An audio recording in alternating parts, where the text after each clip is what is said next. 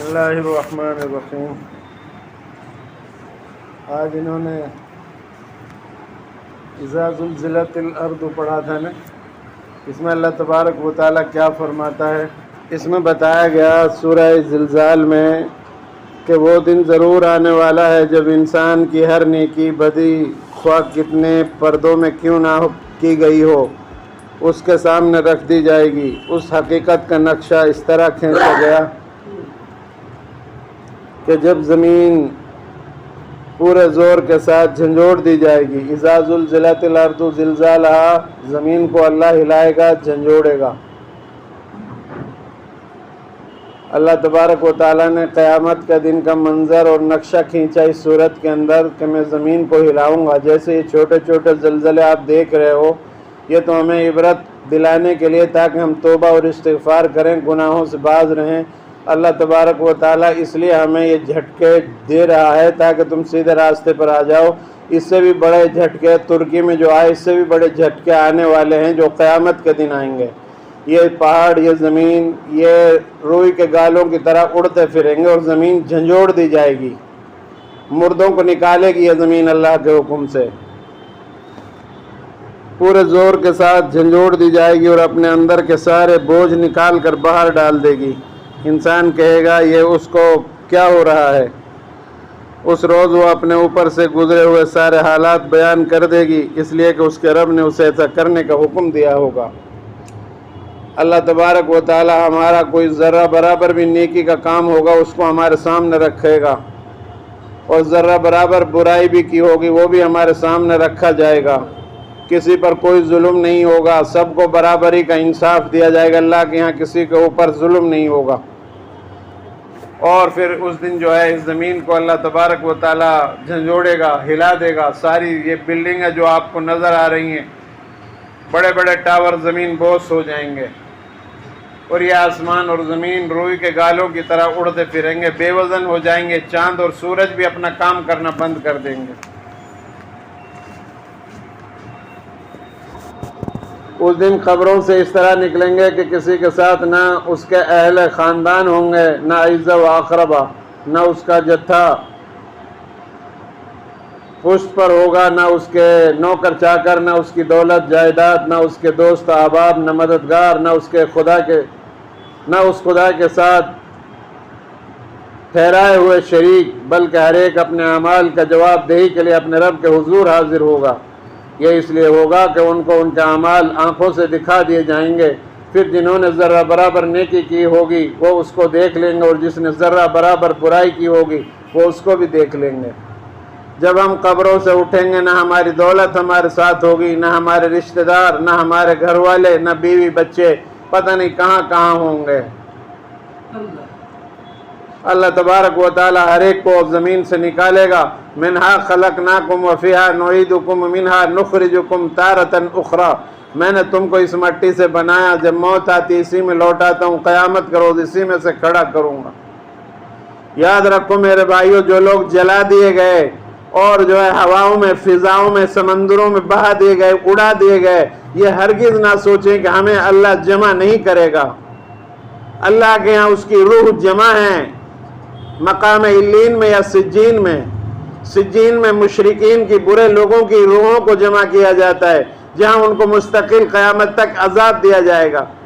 اور علیین میں وہ لوگ رکھے جاتے ہیں جو اچھے لوگ ہوتے ہیں، ان کے جسم زمین میں چاہے کہیں بھی ہوں، گل جائیں، سڑ جائیں، ہڈیاں بوسیدہ ہو جائیں، یا فضاؤں میں، سمندروں میں ان کو بہا دیا جائے، اللہ تبارک و تعالی قیامت کا روز ان کے جسموں کو ضرور جمع کرے گا۔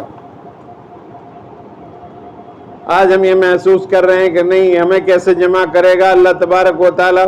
اللہ تعالیٰ کہتا ہے سورہ قیامہ میں کہ میں تمہاری انگلیوں کے پوروں کو جمع کروں گا، ساری چیزوں کو جمع کروں گا، اور وہ دن آنے والا ہے۔ اللہ کے رسول صلی اللہ علیہ وسلم نے ارشاد فرمایا میرے اور قیامت کے درمیان بس اتنا ہی فاصلہ ہے جیسے دو انگلیوں کے درمیان۔ کتنا فاصلہ ہے اس میں؟ بس اتنا ہی فاصلہ اللہ کے رسول صلی اللہ علیہ وسلم کے زمانے سے اور قیامت کے زمانے کے اندر آنے میں اتنا ہی فاصلہ ہے۔ اس کے بعد سورہ عادیات، انسان آخرت سے غافل ہو کر کیسی اخلاقی پستی میں گزر جاتا ہے، کیسی اخلاقی پستی میں گر جاتا ہے۔ انسان آخرت سے غافل ہو کر کیسی اخلاقی پستی کے اندر آیا ہوا ہے، اسے سمجھانے کے لیے عام بد امنی کو پیش کیا گیا، جس سے سارا ملک تنگ آیا ہوا تھا، ہر طرف لوٹ مار کا بازار گرم تھا، قبیلوں پر قبیلے چھاپے مارتے تھے، اور کوئی شخص بھی رات چین سے نہیں گزار سکتا تھا، کیونکہ ہر وقت یہ دھڑکا لگا رہتا تھا کہ اب کوئی دشمن صبح سویرے اچانک اس کی بستی پر ٹوٹ پڑے گا۔ یہ ایک ایسی حالت تھی جسے سارا عرب محسوس کر رہا تھا، مگر کوئی اسے ختم کرنے کے متعلق نہیں سوچتا تھا۔ اس صورتحال کی طرف گھوڑوں کے ذریعے حملے کر کے شب خون مارنے کا نقشہ کھینچتے ہوئے توجہ دلائی گئی ہے کہ موت کے بعد دوسری زندگی، اور اس میں خدا کے حضور جواب دہی سے بے پرواہ ہو کر انسان رب کا ناشکرہ ہو گیا ہے، اور وہ خدا کی دی ہوئی قوتوں کو ظلم و ستم اور غارت گری کے لیے استعمال کر رہا ہے۔ وہ مال و دولت کی محبت میں اندھا ہو کر ہر طریقے سے اسے حاصل کرنے کی کوشش کر رہا ہے، خواہ وہ کیسی ہی ناپاک اور گھناؤنی کیوں نہ ہو۔ اس کی یہ روش ہرگز نہ ہوتی اگر وہ اس وقت کو جانتا ہوتا جب قبروں سے زندہ ہو کر اٹھنا ہوگا، اور جب وہ ارادے اور اغراض مقاصد تک دلوں سے نکال کر سامنے رکھ دیے جائیں گے جن کے لیے اس نے دنیا میں طرح طرح کے کام کیے تھے۔ اس وقت انسانوں کے رب کو خوب معلوم ہوگا کہ کون کیا کر کے آیا ہے اور اس کے ساتھ کس طرح برتاؤ ہونا چاہیے۔ سورہ القاریہ، جس قیامت سے ڈرایا جا رہا ہے، اس کا وقت اگرچہ کسی کو نہیں معلوم، لیکن اس کا آنا یقینی ہے۔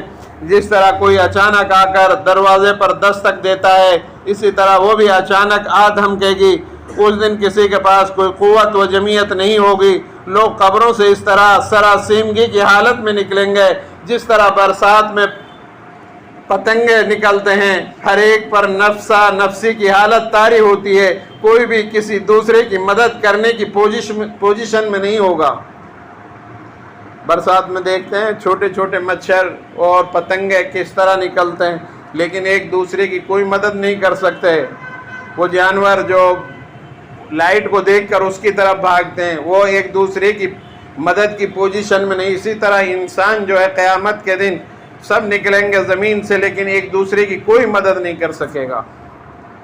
اور اللہ کے سامنے اس بندے کی ایسی حالت ہوگی جیسے پیدا ہوا ابھی کا بکری کا بچہ جیسے پیدا ہوتا ہے کہ وہ لڑکھڑاتا ہے، گرتا ہے پھر اٹھتا ہے، گرتا ہے پھر اٹھتا ہے۔ اسی طرح اس انسان کی اللہ کے سامنے پوزیشن ہوگی، جو آج یہ کہتا ہے کہ میری بڑی قوت ہے، بڑی طاقت ہے اور میرے پاس بڑی دولت ہے، اپنے آپ کو گھمنڈ کرتا ہے، غرور کرتا ہے، اس کی ایک کیفیت ہوگی اللہ کے سامنے۔ اس طرح اللہ تبارک و تعالیٰ فرما رہا ہے، اس دن قلعے، مورچے، حصار تو درکنار پہاڑوں کا یہ حال ہوگا کہ وہ دھنکی ہوئی روئی کے مانند ہو جائیں گے، اور اس دن صرف نیک اعمال ہی کام آنے والے بنے گا۔ اللہ تعالیٰ اپنے انصاف کی ترازو قائم کرے گا۔ جس کی نیکیوں کا پلڑا بھاری ہوگا وہ جنت کے کبھی ختم نہ ہونے والے عیش میں ہوگا، اور جس کی برائیوں کا پلڑا ہوگا وہ دوزخ کی گڑھے میں بھڑکتی ہوئی آگ کے اندر پھینک دیا جائے گا۔ اللہ تبارک و تعالیٰ زمین کے اوپر ترازو قائم کرے گا، ترازو، اور ہماری نیکی اور بدیوں کو تولے گا۔ اب آپ یہ سمجھیں گے، سوال یہ پیدا ہوتا ہے کہ جو زبان سے نکلے ہوئے الفاظ ہیں جیسے سبحان اللہ، الحمدللہ، اللہ اکبر، اس کو کیسے تولا جائے گا؟ بھائی صورتوں کا وزن تو ہوتا ہے، جیسے انسان ہے اس کا تو وزن ہو جائے گا، لیکن جو الفاظ زبان سے نکل گئے، جو اعمال ہمارے جو ہم کر رہے ہیں، روزے ہم رکھ رہے ہیں، ان کا وزن کیسے ہوگا؟ حضرت داؤد علیہ نبینا علیہ الصلاۃ والسلام نے اللہ سے پوچھا تھا کہ اللہ وہ ترازو کیسی قائم کرو گے آپ، وہ مجھے دکھا دو۔ اللہ تعالیٰ نے داؤد علیہ السلام کو دکھائی تو داؤد علیہ السلام نے ترازو کو دیکھا، زمین پر بے ہوش ہو کر گر پڑے۔ اتنی بڑی ترازو تھی، ایک ہی پلڑا دنیا کی ساری زمین پر سمایا ہوا تھا۔ تو اللہ تعالیٰ سے پوچھا داؤد علیہ السلام کو جب ہوش آیا کہ یا اللہ اس کو کیسے تو بھرے گا؟ یوں کہ مومن اگر اخلاص کے ساتھ کھجور کے ایک گٹھلی کے برابر میرے لیے میرے راستے میں صدقہ کرتا ہے تو اس ترازو کا آدھا پلڑا اس کے اخلاص سے خرچ کیا ہوا کھجور کے گٹھلی کے برابر جو اس نے خرچ کیا ہے اس کو آدھا پلڑا بھر جائے گا اس سے۔ سبحان اللہ، ترازو کا آدھا پلڑے کو، سبحان اللہ کا ثواب ترازو کا آدھا پلڑے کو بھر دے گا، اور الحمدللہ اس کو پورا کو بھر دے گا۔ سوال پیدا ہوتا ہے اس میں وزن کیسے ہوگا؟ تو اس کا جواب ہے کہ اللہ تبارک و تعالی اعمال جو ہے جو اخلاص سے کیے جاتے ہیں ان کا وزن پیدا ہوتا ہے، اور قیامت کے قبر کے اندر جب انسان مر جاتا ہے اور رکھ دیا جاتا ہے تو پھر اگر یہ اچھا ہوتا ہے تو اس کے اعمال اچھی شکل میں اس کے پاس آتے ہیں زمین کے اندر۔ آپ تو آ گئے چھوڑ کر کے نہیں اس کو، اب اس کے ساتھ اس کے اعمال دفن ہوئے تو اب اس کے پاس وہ اعمال اچھی شکل میں صورت میں آتے ہیں، اور یہ بندہ اس اعمال کے صورت کو دیکھ کر بہت خوش ہوتا ہے اور پوچھتا ہے بھائی تو کون ہے؟ تجھے دیکھ کر مجھے بہت ہی اطمینان ہو رہا ہے، بڑا ہی اچھا لگ رہا ہے، مجھے مطمئن ہوں، میں اچھی صورت ہے آپ کی، نیک صورت میں آئے گا اعمال۔ تو وہ کہے گا کہ ہمیں تو بھول گیا، ہم تو تیرے نیک اعمال ہیں، آج تجھے کوئی فکر نہیں اور ہم تیری حفاظت کریں گے۔ قرآن پڑھا ہوگا آپ نے تو آپ کے سر کے سرانے کی طرف ہو جائے گا، اگر آپ نے صدقہ خیرات کیا تو پیروں کی طرف ہو جائے گا، اور چھوٹی موٹی نیکیاں کی، بھلے کام کیے، دائیں بائیں جانب ہو جائیں گی اور آپ کا پورا احاطہ کر لیا جائے گا۔ عذاب کسی بھی طرح سے آئے گا تو سب طرف سے آپ کے اعمال اس سے کہیں گے کہ ادھر سے نہیں آ سکتا۔ اسی طرح برا آدمی مر جاتا ہے تو برے آدمی کے لیے بری شکل میں اس کے اعمال آتے ہیں، اور اس سے کہتے ہیں، وہ جو ہے بندہ انہیں دیکھ کر خوف زدہ ہوتا ہے، پوچھتا ہے تم کون ہو؟ وہ کہتے ہیں تو ہمیں بھول گیا، ہم تیرے برے اعمال ہیں، آج تو ہماری کیفیت دیکھ۔ اس کو عذاب دیا جاتا ہے برے اعمال کے ذریعے سے۔ تو اللہ تبارک و تعالی اعمال کو شکل دے دے گا قیامت کے روز اور مرنے کے بعد۔ اللہ کے لیے کوئی مشکل نہیں، اس طرح سے ہمارے اعمال کے وزن کو اللہ تولے گا۔ تو جو بھی ہم دنیا کے اندر عمل کر رہے ہیں وہ اللہ کے سامنے موجود ہوں گے ہمارے، اور ذرہ ذرہ بھی ہمارا موجود ہوگا، ذرہ کے برابر بھلے کریں گے، ذرہ کے برابر برے کریں گے، وہ سب ہمارے کرم اللہ کے پاس موجود ہوں گے۔ پہاڑوں کے درمیان، چٹانوں کے نیچے اگر کوئی نیکی آپ کی ہوگی تو وہاں سے نکال کر اللہ آپ کے سامنے لائے گا۔ تو اللہ تبارک و تعالیٰ سورہ عادیات میں اس طرح سے ہمیں فرما رہا ہے۔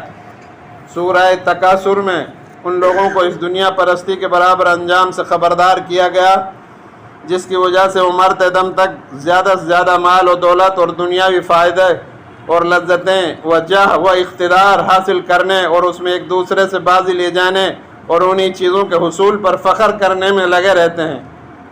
سورہ تکاثر میں اللہ تبارک و تعالیٰ ان لوگوں کو آگاہ کر رہا ہے جو مال پر مال جمع کرتے ہیں، پراپرٹی پر پراپرٹی جمع کرتے ہیں، اور دولت پر دولت جمع کرتے ہیں، اور جاہ و اقتدار، یہ سیٹ بھی میری ہو جائے، یہ سیٹ بھی میری ہو جائے، ان لوگوں کے بارے میں اس میں اللہ تبارک و تعالیٰ فرما رہے ہیں جو اسی میں لگے رہتے ہیں، اور اسی ایک فکر نے ان کی یہ سوچ کا موقع ہی، ان کو اس سوچ کا موقع ہی نہیں دیا کہ کبھی ایک یقینی مرحلہ حساب کتاب جزا و سزا کا بھی آنے والا ہے، جس سے بے پرواہ ہو کر زندگی گزارنے والوں کو جہنم سے سابقہ پیش آئے گا، اور اس دن ہر ایک سے یہ بھی جواب طلبی ہونی ہے کہ اس نے دنیا میں جو کچھ حاصل کیا وہ کس راستے سے حاصل کیا اور اس کو کس راستے میں خرچ کیا، اللہ نے جو قوتیں، صلاحیتیں، نعمتیں اس کو بخشی تھیں ان کا کتنا حصہ بخشنے والوں کی خوشنودی کے لیے اور کتنا اپنے نفس اور شیطان کے لیے استعمال کیا۔ اللہ تبارک و تعالی ہم سے ساری باتوں کا حساب کرے گا، کون کون سی مال کہاں سے کمایا، کہاں پر خرچ کیا، کیا کیا صلاحیتیں تیرے اندر تھی، ان کا کیا حق ادا کیا، اور میری خوشنودی کے لیے کیا کیا، اور اپنی مرضی کے لیے، نفسانی شیطان کے لیے کیا کیا، ساری چیزیں ہوں گی۔ عالم کو بلایا جائے گا، بولو بھائی کیا کیا تھا تو نے؟ مجھے بہت تقریریں کی، اللہ کہے گا بھائی تقریروں سے کیا ہوتا ہے، عمل سے ہوتا ہے، جاؤ اس نے تو شہرت کے لیے کیا تھا، جاؤ اس کو جہنم میں لے جاؤ۔ پھر امیر آدمی کو، مالدار سخی کو بلایا جائے گا، پوچھے بھائی کیا کیا؟ یوں کہ جی کوئی بھی ایسی جگہ نہیں جہاں پر خرچ کرنا تیرا مرضی ہو اور میں نے نہ خرچ کیا ہو۔ اللہ کہے گا وہ تو ہو چکا دنیا میں، شہرت کا مقصد تھا، تیری ریاکاری تھی، اس کو بھی لے جاؤ، اوندھا منہ کے بل جہنم گھسیٹ کر ڈال دو۔ اسی طریقے سے مالدار کو بلا کر کے نہیں، اس کو بھی ڈال دیا جائے گا، عالم کو بھی ڈال دیا جائے گا، اور ان سب کو ڈالنے کے بعد پھر ہم اپنی خیر منا لیں۔ لوگ کہہ رہے ہوں گے، سوچتے ہیں کہ یہ جو ہے مولوی پکڑا گیا اور مالدار بھی پکڑا گیا۔ اب یہ نہ سوچیں یہ اہم طبقے ہیں امیر لوگوں کے، اور مالدار مولانا لوگ جو ہیں یہ اہم طبقے، جب یہ نہیں بچ پائیں گے تو ہمارا کیا حال ہوگا؟ ہمیں یہ سوچنا ہے۔ لوگ یہ سوچتے ہیں کہ بھئی یہ تو گئے پکڑے گئے لیکن ہم تو بچ گئے، ایسا نہیں، تم نہیں بچو گے۔ چھوٹی چھوٹی لکڑیوں سے ہی پہلے آگ کو جلایا جاتا ہے، سلگایا جاتا ہے، چھوٹی چھوٹی لکڑیوں سے ہی۔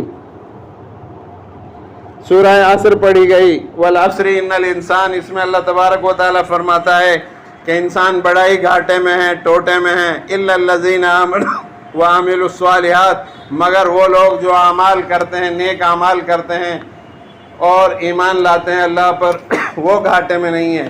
وتواصوا بالحق، اور صبر کی تلقین کرتے ہیں، وتواصوا بالصبر، صبر کی بات کرتے ہیں، صبر کی تلقین کرتے ہیں، وتواصوا بالحق، اور حق بات کہنے میں تردد نہیں کرتے، یہ لوگ گھاٹے میں نہیں ہیں۔ باقی تمام انسان جو ایمان نہیں لائے اور جو ہے اعمال صالحہ نہیں کرتے، حق کی بات بھی نہیں کہتے اور صبر کی بات بھی نہیں کہتے لوگوں سے، تو یہ لوگ جو ہے حق پر نہیں ہیں۔